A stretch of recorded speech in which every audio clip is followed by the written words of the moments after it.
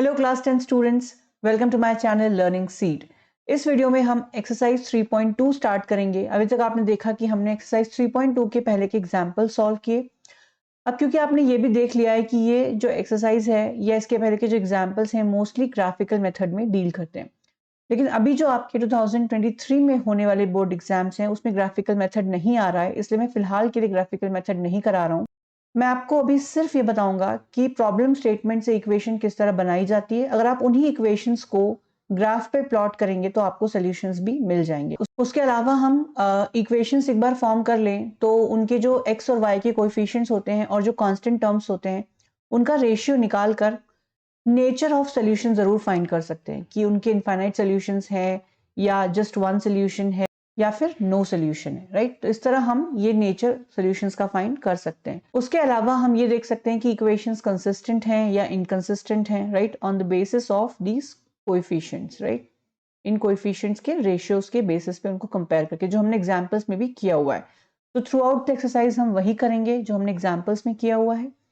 बस यहाँ पे मैं आपको सिर्फ ग्राफ ड्रॉ करके नहीं बताऊंगा क्योंकि वो अभी एग्जाम में नहीं आ रहा है। उसके बाद एग्जाम्स हो जाने के बाद फिर मैं एक बार ये फिर से डाल दूंगा इसके वीडियोस जिसमें आपको ग्राफ बनाना सिखाया जाएगा और ग्राफ से कैसे समझा जाए कि इक्वेशंस का सॉल्यूशन क्या है। एक्सरसाइज 3.2 का क्वेश्चन नंबर 1 जो कह रहा है form the pair of linear equations in the following problems and find their solutions graphically. जैसा कि मैंने आपको अभी बताया, ग्राफिकली सॉल्यूशंस फाइंड करने के लिए आपको दोनों ही इक्वेशंस को रिप्रेजेंट करने वाली लाइंस को ग्राफ में ड्रॉ करना पड़ेगा। फिर वो लाइंस कहाँ पे इंटरसेक्ट कर रही हैं वही आपके सॉल्यूशंस होंगे, तो वो आपको देखना पड़ेगा। यहाँ पर क्वेश्चन नंबर 1 जो है वो कह रहा है 10 students of class 10th took part in a mathematics quiz. If the number of girls is 4 more than the number of boys, find the number of boys and girls who took part in the quiz, right? हमें ना तो number of boys पता है ना number of girls पता है, वही find करने के लिए कहा जा रहा है। तो क्यों ना हम नंबर ऑफ बॉयज और नंबर ऑफ गर्ल्स को एक्स और वाई अज्यूम कर लें। Let the number of girls be x and number of boys be y. एक इक्वेशन तो हमको यही मिल गई। उन्होंने बोला टोटल कितने 10 स्टूडेंट्स है। फर्स्ट लाइन में ये दिया हुआ है कि 10 स्टूडेंट्स हैं टोटल, लड़के और लड़कियों को मिलाकर। तो x प्लस वाई यानी कि number of girls plus number of boys कितने हो जाएंगे 10। ये हो गई equation number 1। Equation number 2 find करने के लिए हम क्या कर सकते हैं, हमें और एक स्टेटमेंट दिया है, if the number of girls is 4 more than number of boys. Number of girls क्या है x is equal to 4 more than number of boys. Number of boys कितने हैं y, तो उसमें 4 बढ़ा दिया, अगर 4 मोर कर दिया तो that will be your number of girls. ये आपकी इक्वेशन 2 बन गई। इन दोनों इक्वेशंस को आप जनरल फॉर्म में भी ला सकते हैं। ये हो जाएगा x plus y minus 10 is equal to 0। दूसरी हो जाएगी x minus y minus 4 is equal to 0। ये दो इक्वेशंस आपकी बन के रेडी हो गई। ठीक है, इनको ग्राफ में प्लॉट कर लीजिए, आपको सोल्यूशन मिल जाएगा। क्वेश्चन का ही सेकंड पार्ट है ये। Okay, 5 pencils and 7 pens together cost ₹50, whereas 7 pencils and 5 pens cost ₹46. Find the cost of 1 pencil and that of 1 pen. तो हमको 1 पेंसिल और 1 पेन की कॉस्ट फाइंड करने को कहा गया है, तो हमें पहले उसी को अज्यूम कर लेना चाहिए। Let the cost of 1 pencil be x and cost of 1 pen be y. मैंने आपको समझाया है कई बार कि जो आपको फाइंड करने कहा गया है उसी को आप एक्स और वाई मान लोगे तो आपके लिए जिंदगी आसान हो जाएगी। 5 पेंसिल्स एंड 7 पेन्स। एक पेंसिल की कॉस्ट अगर x है तो 5 पेंसिल की कॉस्ट कितनी होगी 5x। ये मैंने आपको पहले भी समझाया है। अगर एक पेंसिल की कॉस्ट x है तो 5 पेंसिल की कॉस्ट कितनी होगी 5 into x which is 5x plus और क्या दिया है 7 पेन्स। 7 पेन्स, एक पेन की कॉस्ट अगर y है तो 7 पेन्स की कितनी होगी 7 इंटू वाई। दोनों की कॉस्ट मिला के अगर दोनों को मैं ऐड कर दूं तो वो है ₹50। ये हो गई इक्वेशन 1। 50 को उस तरफ ले जाओगे तो -50 इज इक्वल टू 0 हो जाएगा। 5x plus 7y -50 is equal to 0। उसके अलावा सेकेंड लाइन में क्या बोल रहा है, 7 पेंसिल्स का कॉस्ट एंड 5 पेन्स का कॉस्ट। तो एक पेंसिल का कॉस्ट x है तो 7 पेंसिल्स का 7x हो जाएगा एंड एक पेन का कॉस्ट y है तो 5 पेन का 5y हो जाएगा और टोटल कितना है 46। ये आपकी इक्वेशन नंबर 2 बन गई। बस अब इनको मैं इतना ही सिखाऊंगा अभी यहाँ पे इक्वेशन कैसे बनानी है, क्योंकि देखो इन इक्वेशंस को आप सब्स्टिट्यूशन और एलिमिनेशन से भी सॉल्व कर सकते हो, राइट, वो है ना, उसमें आपको ग्राफ ड्रॉ करना नहीं पड़ता। पर क्योंकि अभी मैंने वो एक्सप्लेन नहीं किया है तो मैं भी फिलहाल यहाँ पर एक्सप्लेन नहीं करूंगा। आइडियल तो आपको इसका ग्राफ ड्रॉ करना चाहिए, लेकिन क्योंकि मैंने आपको अभी समझाया कि 2023 में होने वाले बोर्ड एग्जाम में ग्राफ नहीं पूछा जा रहा है तो फालतू टाइम वेस्ट मत करो, ठीक है, अभी फिलहाल के लिए, क्योंकि अभी इस टाइम पर जबकि एग्जाम में कम टाइम बचा है वो आपके लिए टाइम वेस्ट ही होगा। ग्राफ कैसे बनाते हैं वो मैं आपको सिखाऊंगा, लेकिन बाद में separately. Question number 2, on comparing the ratios a1 upon a2, b1 upon b2, c1 upon c2, find out whether the line representing the following pairs of linear equations intersect at a point, are parallel or coincident।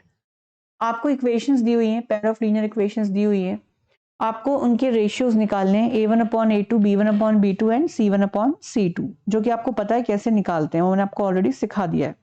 जब आपने ये निकाल लिए ratios तो फिर इनके बाद आपको उन रेशियोज के को कंपेयर कर कर ये डिसाइड करना है कि लाइंस पैरेलल हैं, कोइंसिडेंट हैं या फिर इंटरसेक्टिंग हैं, ठीक है। चलिए, तो यहाँ पे पहला क्वेश्चन जो है उसमें दो इक्वेशंस दी हुई हैं और इक्वेशंस आप देखो जनरल फॉर्म में ही है, तो हमें कुछ करने की जरूरत नहीं है, अदरवाइज हमको उसको जनरल फॉर्म में लिखना पड़ता, सारा कुछ लेफ्ट हैंड साइड में लेके आना पड़ता, बट यहाँ पे वैसा कुछ करने की जरूरत नहीं है। ये हो गई आपकी इक्वेशन एक, और इक्वेशन दूसरी जो है वो आपकी है 7x plus 6y minus 9 is equal to 0। पहली इक्वेशन से आपको क्या मिलेगा, a1, b1 और c1। a1 है 5 क्योंकि x का कोएफिशिएंट 5 है, b1 है -4 क्योंकि y का कोएफिशिएंट -4 है और c1 है 8 क्योंकि कांस्टेंट आपका 8 है। a2, b2 और c2 आपको मिलेगा इक्वेशन दूसरी से, इक्वेशन नंबर 2 से। a2 कितना है 7, b2 कितना है 6 और c2 कितना है -9, राइट। अब आपको a1 अपॉन a2 निकालना है। a1 है 5, a2 है 7, तो ये हो गया 5 अपॉन 7। b1 अपॉन b2 निकालना है, b1 कितना है -4 और b2 कितना है 6, ये हो जाएगा 2 2 ज़ा 4, 2 3 ज़ा 6, 2/3। c1 अपॉन c2 निकालना है, c1 कितना है 8, c2 कितना है -9, राइट। ये तो कुछ कट नहीं रहा है, मतलब कुछ भी यहाँ पे इक्वल है ही नहीं। a1 अपॉन, पहली बात तो आपको जब समझ में आया, जब आपने देखा कि a1 upon a2 is not equal to b1 upon b2 है, आपका काम हो गया, आपको समझ में आ गया कि ये लाइंस इंटरसेक्टिंग है। इसमें आपको c1 c2 चेक करने की जरूरत ही नहीं है, c1 अपॉन c2 इक्वल है कि नहीं है उसका हमें कोई मतलब ही नहीं है। अगर a1 upon a2 b1 upon b2 के इक्वल नहीं है, इसका मतलब ये लाइंस क्या है, इंटरसेक्टिंग लाइंस हैं। बस हमारा क्वेश्चन सॉल्व हो गया, इंटरसेक्टिंग लाइंस हैं। कितने सोल्यूशंस होंगे इंटरसेक्टिंग लाइंस के, इंटरसेक्टिंग लाइंस के जस्ट एक सोल्यूशन होता है, यूनिक सोल्यूशन। ऑल्दो आपसे पूछा नहीं है ये क्वेश्चन में, बट मैं बता देता हूँ, ठीक है, यूनिक सोल्यूशन होता है। सेकेंड क्वेश्चन में भी दो इक्वेशंस दी हैं, जनरल फॉर्म में दी हुई हैं, इनको फटाफट लिख लेते हैं। +12 इज इक्वल टू 0, यहाँ पे है 18x plus 6y plus 24 is equal to 0। इस इक्वेशन में मैं इस पूरी इक्वेशन को 3 से डिवाइड कर सकता हूँ, है ना। मैंने अगर इसको 3 से डिवाइड किया, देखो 9 भी 3 का मल्टीपल है, 12 भी 3 का मल्टीपल है, 3 तो 3 का मल्टीपल होता ही है। पूरी इक्वेशन को 3 से डिवाइड किया तो थोड़ी सिंप्लीफाई हो जाएगी। पूरी इक्वेशन को 3 से डिवाइड करने का मतलब ये है कि आपको इस इक्वेशन की हर टर्म को 3 से डिवाइड करना है।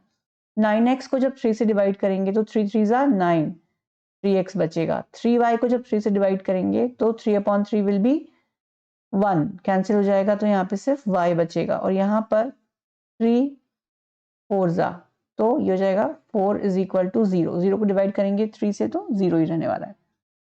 सिमिलरली यहाँ पे अगर आप देखोगे, इसको आप सिंप्लीफाई करने के लिए मैं तो कहता हूँ आप इसको 6 से डिवाइड कर दो।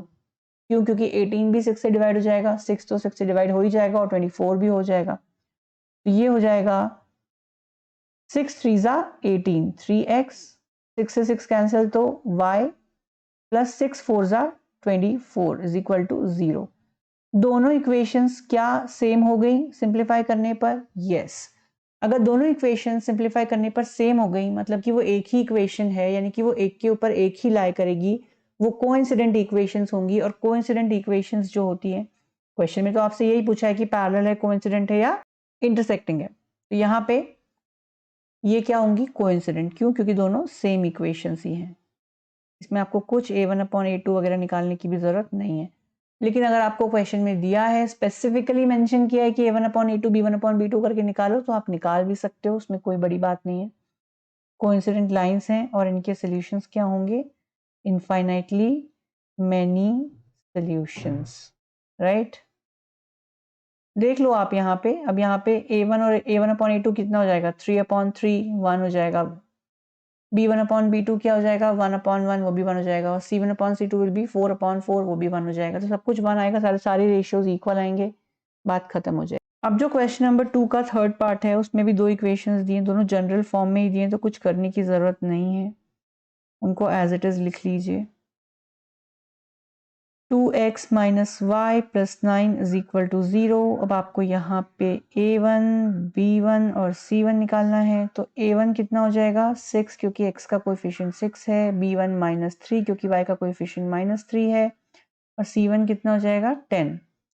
सिमिलरली यहाँ पे a2, b2 और c2। a2 कितना हो जाएगा? 2, b2 माइनस 1 और c2 हो जाएगा प्लस 9। ठीक है, क्योंकि कांस्टेंट टर्म 9 दी हुई है। चलो अब यहाँ पे a1/a2 निकाल लेते हैं। a1 है 6, a2 है 2, तो 2 3 जा 6, राइट।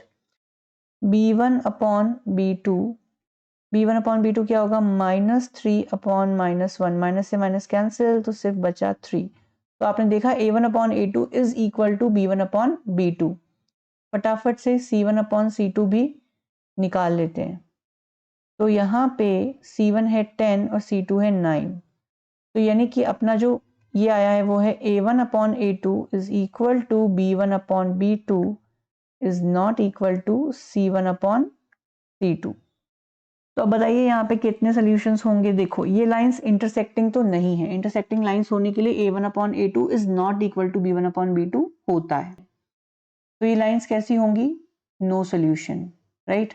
ये पैरेलल लाइंस होंगी। इन लाइंस को कोइंसिडेंट होने के लिए या फिर इनफाइनाइटली मेनी सॉल्यूशंस होने के लिए तीनों रेशियोज को इक्वल होना जरूरी है, right. a1/a2 should be equal to b1/b2 should be equal to c1/c2। लेकिन यहाँ पर b1/b2 is not equal to c1/c2 है।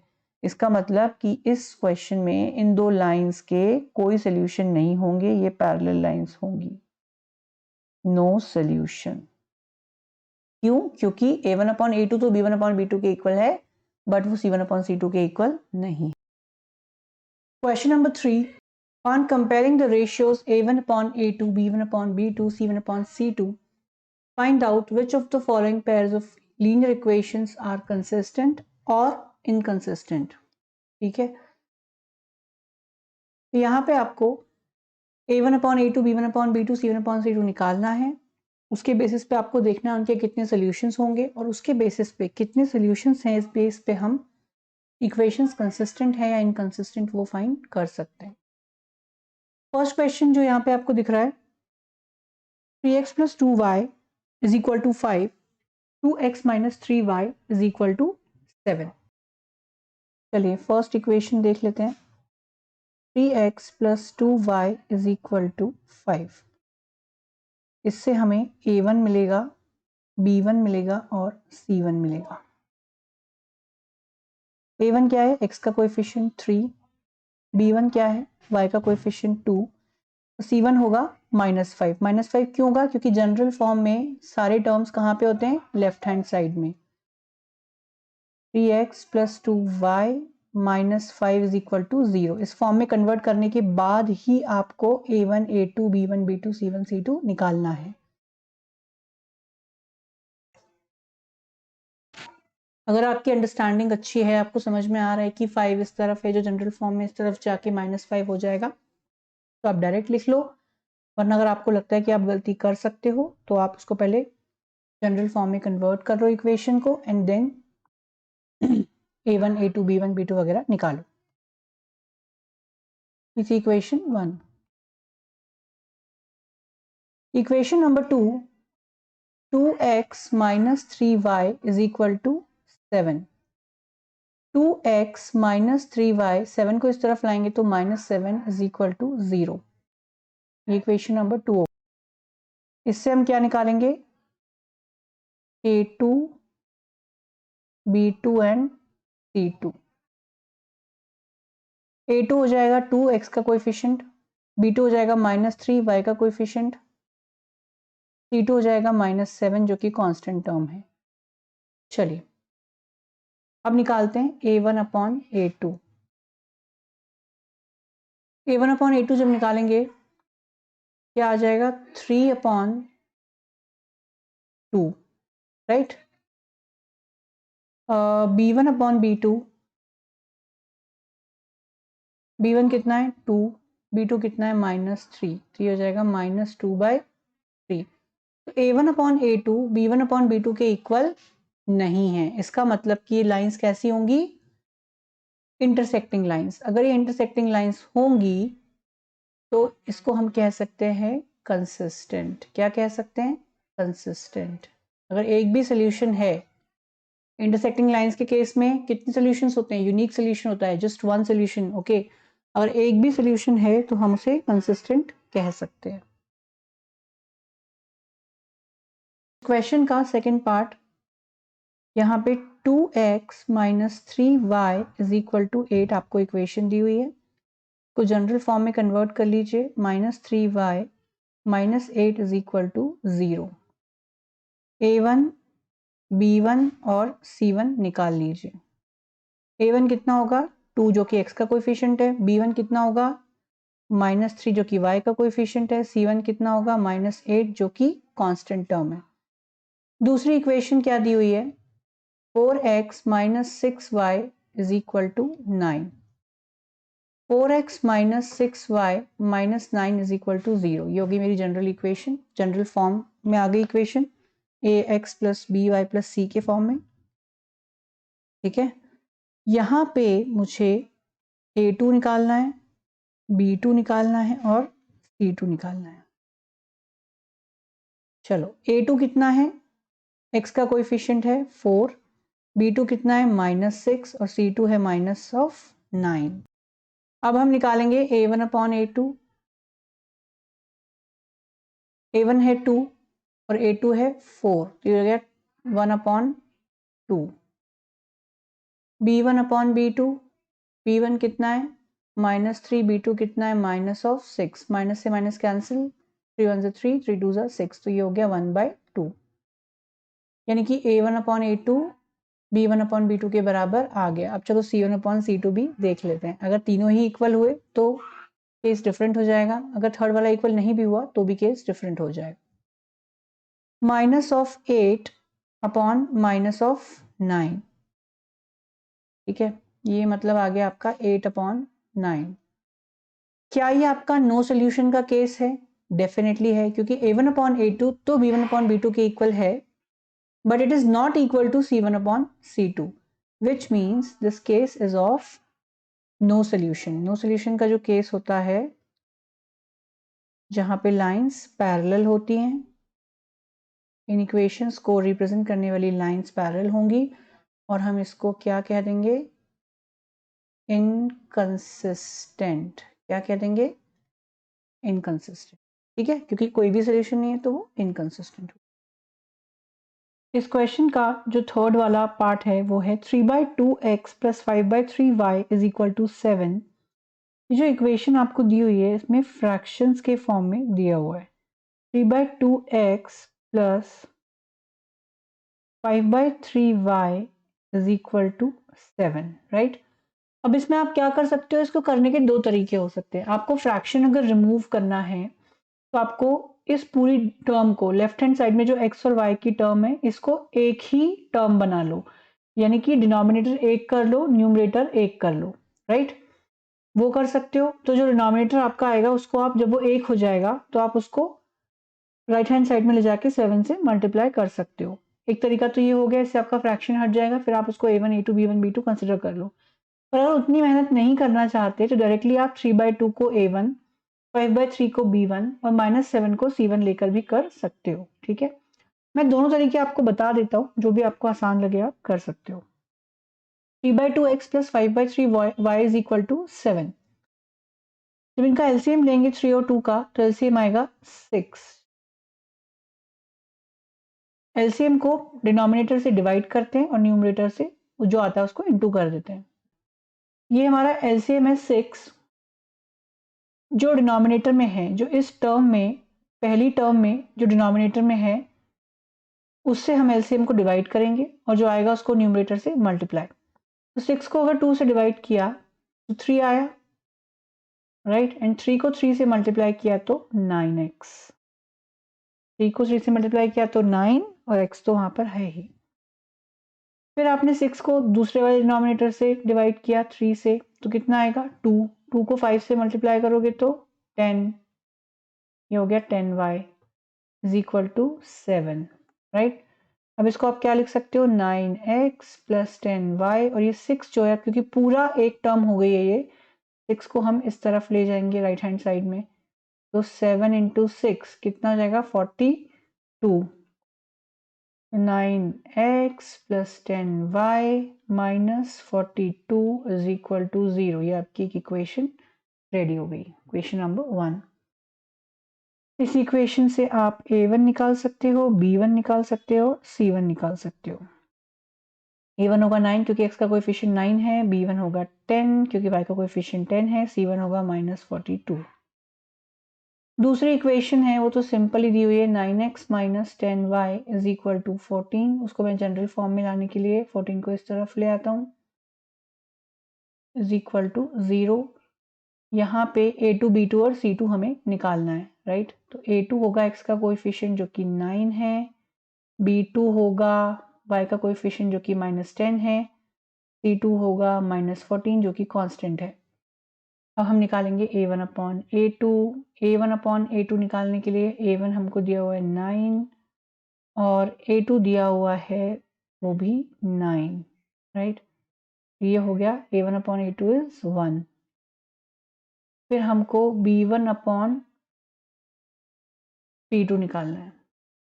b1 अपॉन b2 के लिए b1 कितना दिया हुआ है 10, b2 कितना दिया हुआ है -10, तो ये 10 से 10 कैंसिल तो -1 आ गया आंसर। तो a1 upon a2 is not equal to b1 upon b2। मतलब ये लाइंस कैसी होंगी, ये लाइंस होंगी इंटरसेक्टिंग लाइंस जो कि किसी पॉइंट पर इंटरसेक्ट करेंगी, राइट। c1 अपॉन c2 भी आप निकाल सकते हैं, निकालने की जरूरत नहीं है क्योंकि आपको समझ में आ गया। अगर a1 upon a2 is not equal to b1 upon b2 होता है, सिंपल सी बात ये होती है कि हमें आंसर वहीं के वहीं मिल गया है कि हमारी जो पेयर ऑफ इक्वेशन है वो इंटरसेक्टिंग लाइंस हैं। -42 अपॉन -14, ये माइनस से माइनस कैंसिल और ये 14 3 सा 42, तो c1 upon c2 is 3, right. वैसे मैटर नहीं करता c1 अपॉन c2 क्या आएगा, हमको a1 अपॉन a2 और b1 अपॉन b2 अगर इक्वल नहीं है तो आंसर हमारा मिल चुका है कि जो लाइंस हैं वो कैसी हैं, इंटरसेक्टिंग लाइंस हैं, यानी कि यूनिक सोल्यूशन है।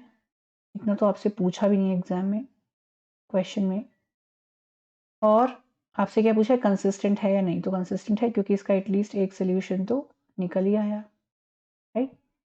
तो इस तरह से आप इसको सॉल्व कर सकते हैं।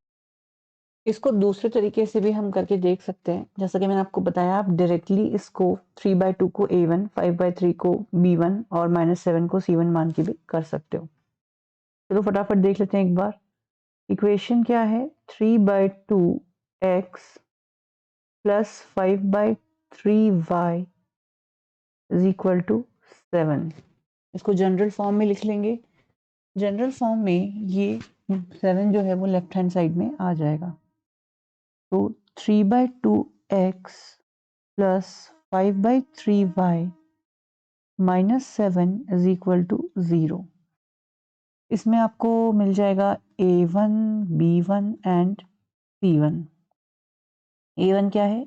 x का कोएफिशिएंट, और x का कोएफिशिएंट आपको कितना दिख रहा है? 3/2। b1 कितना है? 5/3। c1 कितना है? -7। Equation number 2, 9x minus 10y is equal to 14। Simple ही है ये तो। a2, b2 और c2 निकालना है हमें।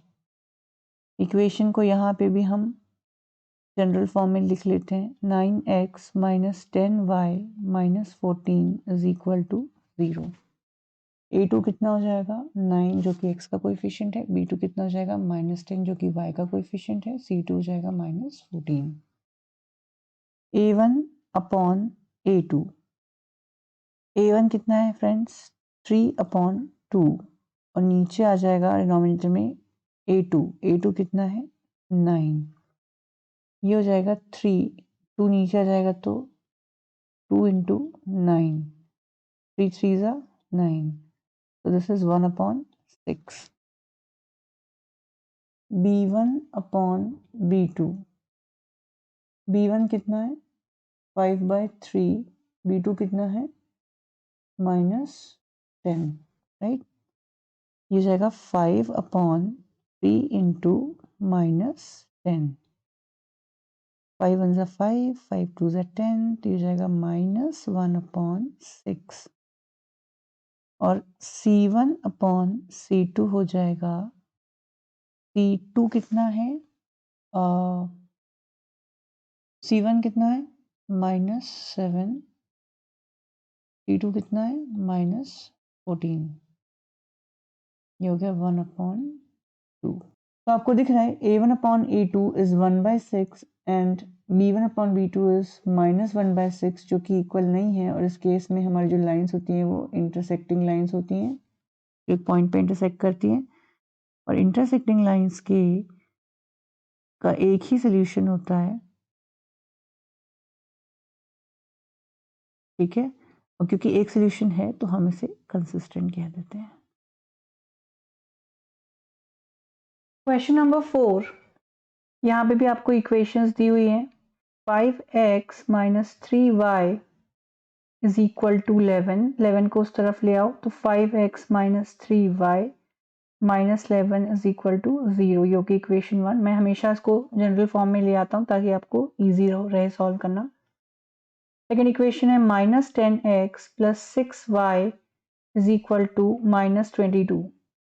-10x plus 6y plus 22 is equal to 0।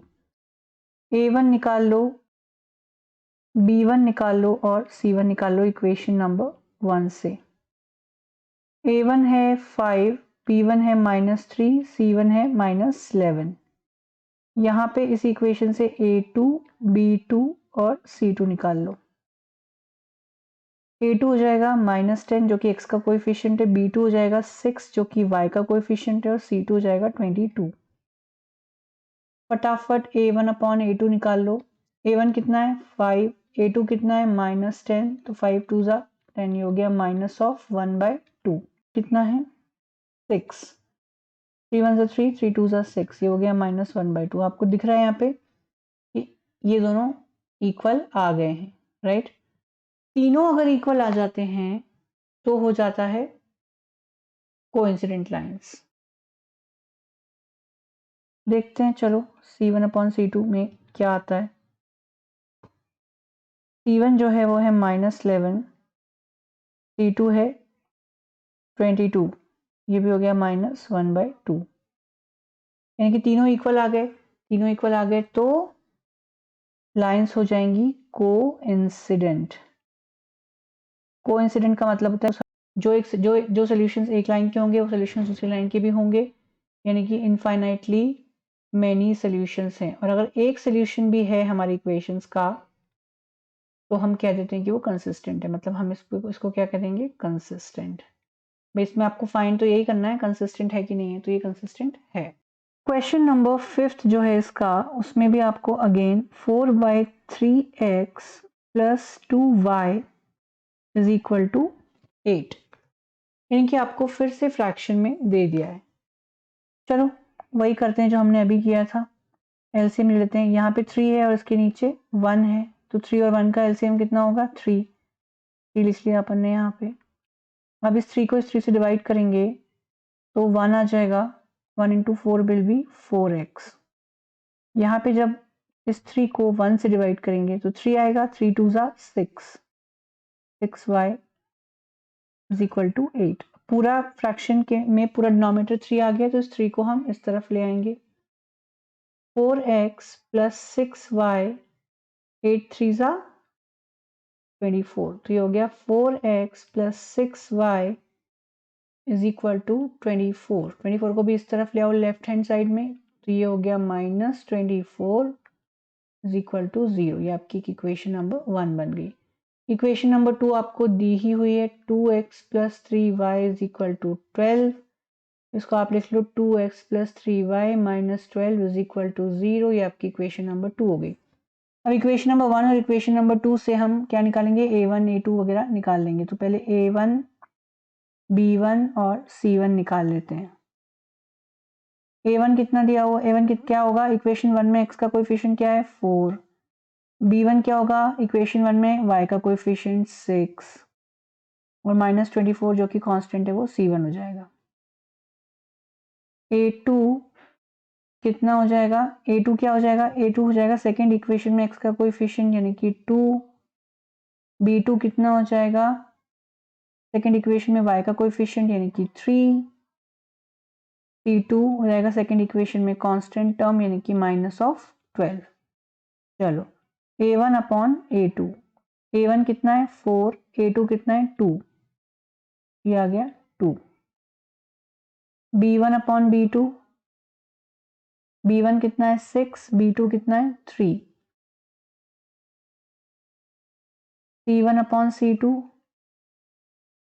c1 कितना है -24, c2 कितना है -12, माइनस से माइनस कैंसिल, 12 1 12, 12 2 24। तो तीनों की वैल्यू 2 आ गई, यानी कि तीनों इक्वल हैं। तीनों इक्वल हैं मतलब कोइंसिडेंट लाइंस हैं। कोइंसिडेंट लाइंस हैं तो क्या होगा, इनफाइनाइटली मेनी सॉल्यूशंस होंगे। और अगर इनफाइनाइटली मेनी सॉल्यूशंस हैं तो हम उन्हें क्या बोल देंगे, consistent. What do we call it, consistent, right. ये हो गया आपका सॉल्व। इसका भी हम और एक मेथड देख लेते हैं जहाँ पे हम फ्रैक्शंस को डायरेक्टली जैसा है वैसा ही लिखकर a1 b1 की वैल्यूज को निकाल लेंगे सिंपली, राइट। कोई फ्रैक्शंस को हम चेंज नहीं करेंगे, कोई एलसीएम वगैरह हम नहीं लेंगे। ये आपकी दोनों इक्वेशंस दी हुई हैं। इस इक्वेशन को चलो हम क्या करते हैं, पहले जनरल फॉर्म में ले आते हैं। उसके लिए हमें कांस्टेंट टर्म को लेफ्ट हैंड साइड पे लाना पड़ेगा, यानी कि -8 इज इक्वल टू 0। इससे हम a1 निकाल सकते हैं, b1 निकाल सकते हैं और c1 निकाल सकते हैं। a1 कितना होगा 4/3, b1 कितना होगा 2 एंड c1 होगा -8। सिमिलरली ये जो इक्वेशन है ये ऑलरेडी आपको दी हुई है विदाउट फ्रैक्शन। इक्वेशन नंबर जो 2 है इसको भी हम जनरल फॉर्म में कन्वर्ट कर लेते हैं। 2x plus 3y minus 12 is equal to 0। यहाँ से हमें a2 b2 और c2 मिलेगा। a2 होगा 2 जो कि x का कोएफिशिएंट है, b2 होगा 3 जो कि y का कोएफिशिएंट है, c2 होगा -12 जो कि कांस्टेंट टर्म है। चलो अब हमें a1 अपॉन a2 निकालना है। a1 कितना है 4/3 और a2 है 2। ये हो जाएगा 4 अपॉन 3 इंटू 2, 2 2 ज़ा 4, ये हो गया 2/3। b1 अपॉन b2 निकाल लेते हैं। b1 कितना दिया हुआ है 2 और b2 कितना दिया हुआ है 3, तो ये भी 2/3 आ गया। चलो c1 अपॉन c2 निकाल लेते हैं। C1 है -8, C2 है -12, माइनस से माइनस कैंसिल, 2 4 ज़ा 8, 2 6 ज़ा 12, 2 2 ज़ा 4, 2 3 ज़ा 6। अब आपको दिख रहा है यहाँ पे A1/A2 आया है 2/3, B1/B2 भी आया है 2/3 और C1/C2 भी आया है 2/3। जब A1/A2 is equal to B1/B2 which is also equal to C1/C2 होता है तो हम कह देते हैं कि कैसे लाइंस का नेचर कैसा होगा, कोइंसिडेंट। लाइंस का नेचर कैसा होगा, कोइंसिडेंट। और जब कोइंसिडेंट लाइंस होती हैं तो उन लाइंस को ये इनफाइनेटली मेनी सॉल्यूशंस होते हैं और इसलिए हम ये भी कह सकते हैं कि वो कंसिस्टेंट इक्वेशंस हैं। क्या है, कंसिस्टेंट इक्वेशंस। इक्वेशंस को कंसिस्टेंट होने के लिए एटलीस्ट एक सोल्यूशन तो हमें चाहिए ही होता है। तो यहाँ पर तो इनफाइनेटली मेनी सॉल्यूशंस। इसमें भी ये दिया है which of the following pairs of linear equations are consistent and inconsistent. If consistent obtain the solution graphically. अगर कंसिस्टेंट होता है तो फिर आपको ग्राफ में उन दोनों को ड्रॉ करके सोल्यूशन निकालना है और हम तो इतना ही फाइंड करेंगे कि कंसिस्टेंट है या नहीं है। चलो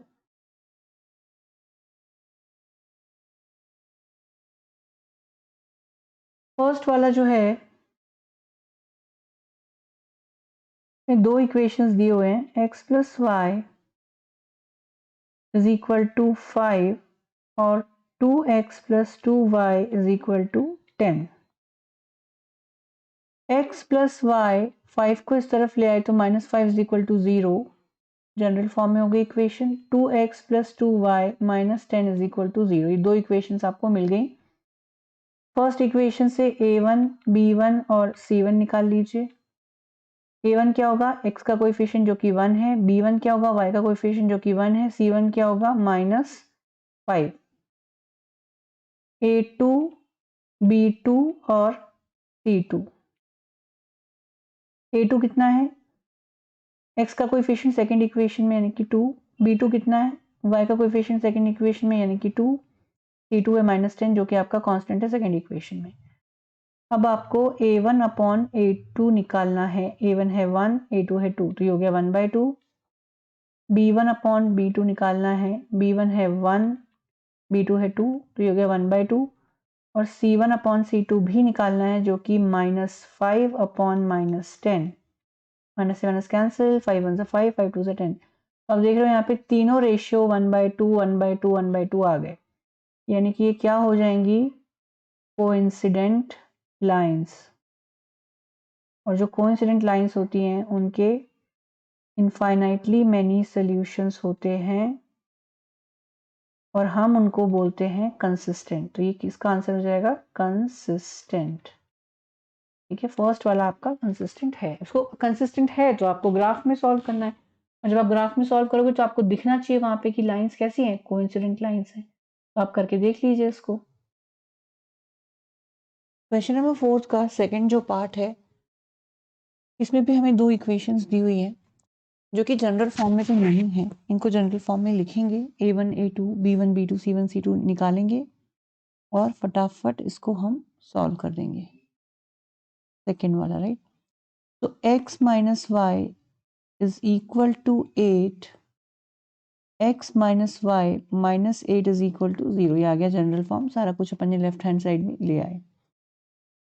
दूसरी इक्वेशन है 3x minus 3y is equal to 16, 3x minus 3y minus 16 is equal to 0।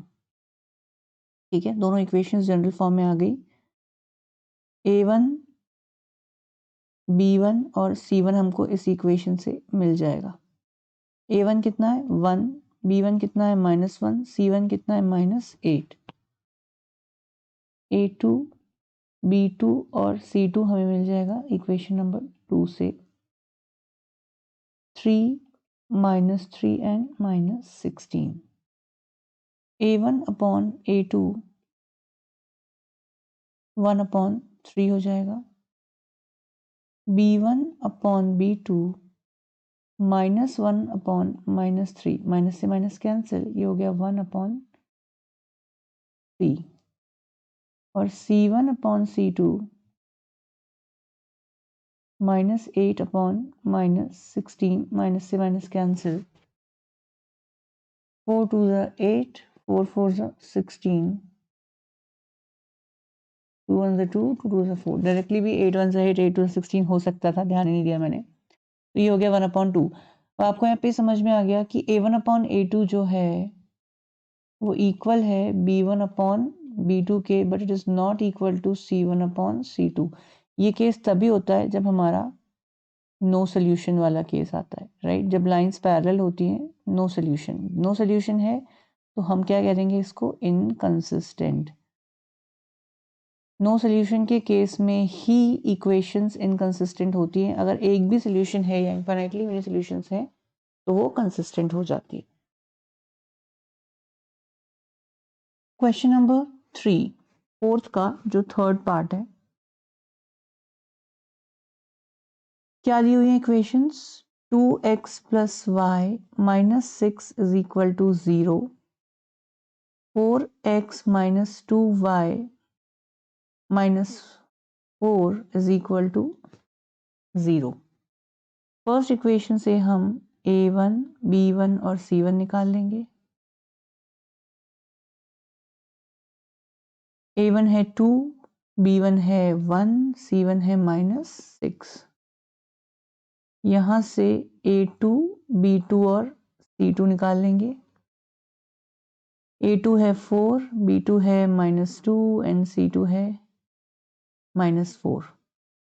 चलिए a1 अपॉन a2, a1 कितना है 2, a2 कितना है 4, ये आ गया 1/2। b1 अपॉन b2, b1 है 1, b2 है -2, तो आपका आंसर आ गया -1/2। c1 अपॉन c2 वैसे निकालने की जरूरत नहीं है, क्योंकि जहां पे आपने देखा a1 upon a2 b1 upon b2 के इक्वल नहीं है, वहां पर आपको अंदाजा लग जाता है। अंदाजा क्या लग जाता है? इनफैक्ट आपको ये कंफर्म हो जाता है कि जो आपकी लाइंस हैं, इन दो इक्वेशंस को रिप्रेजेंट करने वाली जो लाइंस हैं वो इंटरसेक्टिंग लाइंस होंगी, जिनका एक यूनिक सोल्यूशन होगा, और उस केस में हम उसको कंसिस्टेंट कह देंगे। इक्वेशंस को क्या कह देंगे? कंसिस्टेंट। तो c1 अपॉन c2 में नहीं निकाल रहा, कोई जरूरत नहीं है, तो इसको मैं क्या कह दूंगा? इंटरसेक्टिंग लाइंस, क्योंकि यहाँ पे a1/a2 is not equal to b1/b2, और इंटरसेक्टिंग लाइंस हैं तो इसका यूनिक सोल्यूशन होगा, यानी कि एक ही सोल्यूशन होगा, राइट? एंड एक सोल्यूशन भी है तो हम उसको क्या कह देंगे? Consistent equations.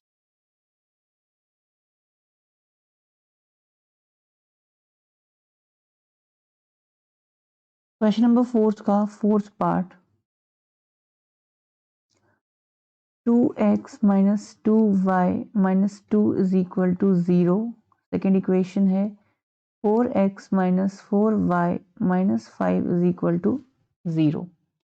यहाँ पे आपको दोनों इक्वेशंस जनरल फॉर्म में दी है, सारा का सारा लेफ्ट हैंड साइड में है। फटाफट आपको बस a1, b1 और c1 कैलकुलेट करना है। a1 होगा x का कोएफिशिएंट विच इज 2, b1 होगा y का कोएफिशिएंट विच इज -2, c1 होगा कांस्टेंट टर्म। यहाँ पे a2, b2 और c2, a2 होगा 4 जो कि x का कोएफिशिएंट है, b2 होगा -4 जो कि y का कोएफिशिएंट है, c2 होगा -5 जो कि कांस्टेंट टर्म है। a1 अपॉन a2 निकालने के लिए कहा जा रहा है। a1 है 2, a2 है 4, 2 1 ज़ा 2, 2 2 ज़ा 4, 1/2। b1 upon b2, b1 upon b2 के लिए b1 कितना है? -2, b2 कितना है? -4, राइट? माइनस से माइनस कैंसिल, 2 1 ज़ा 2, 2 2 ज़ा 4, ये भी आ गया 1/2। तो अभी अपन कुछ अंदाज नहीं लगा सकते क्योंकि ये दोनों इक्वल आ गए हैं। अब थर्ड वाला जो c1 अपॉन c2 है वो इक्वल होगा कि नहीं, उसी पे अपना पूरा खेल टिका हुआ है। c1 है -2, c2 है -5, ये माइनस से माइनस कैंसिल, तो ये हो गया 2/5। अब कोई चांस नहीं है कि इसके कोई सोल्यूशन होंगे। क्यों? क्योंकि जब a1/a2 b1/b2 के इक्वल होता है और वो C1/C2 के इक्वल नहीं होता, उस केस में हम कह देते हैं कि लाइंस कैसी हैं, पैरेलल लाइंस, यानी कि उनका कोई सॉल्यूशन नहीं है, और जिनका कोई सॉल्यूशन नहीं है उनको हम खुशी खुशी इनकंसिस्टेंट कह सकते हैं। तो ये आपका फोर्स भी सॉल्व हो गया। अब इसके बाद इस एक्सरसाइज में क्वेश्चन नंबर 5, 6 और 7 3 क्वेश्चन बच जाते हैं, जो कि मैं आपको नेक्स्ट वीडियो में कराऊंगा। इस वीडियो के लिए इतना ही रखते हैं, इतना आप अच्छे से कर लीजिए। सारे क्वेश्चंस ऑलमोस्ट एक जैसे ही थे। ये आपको बहुत ज़रूरी है इनको सीखना, इनको समझना। इसमें छोटी छोटी मिस्टेक्स हो सकती हैं, अगर आप जनरल फॉर्म में नहीं रखेंगे तो कुछ साइन की मिस्टेक्स यहाँ वहाँ हो सकती है। और इसमें से, इस पर्टिकुलर टॉपिक में से जो भी हमने आज पढ़ा इस वीडियो में, क्वेश्चंस बोर्ड एग्जाम में आते हैं, 1 मार्क में भी आते हैं, 3 या 4 मार्क में भी आ सकते हैं। Stay tuned with learning seed. And अगर आपको ये वीडियो पसंद आया हो तो इसे लाइक कीजिए, कमेंट के थ्रू अपना फीडबैक शेयर कीजिए, और वीडियो को और भी लोगों से शेयर कीजिए ताकि सब इसका फायदा उठा सकें। And please subscribe our channel for more such videos. Thank you.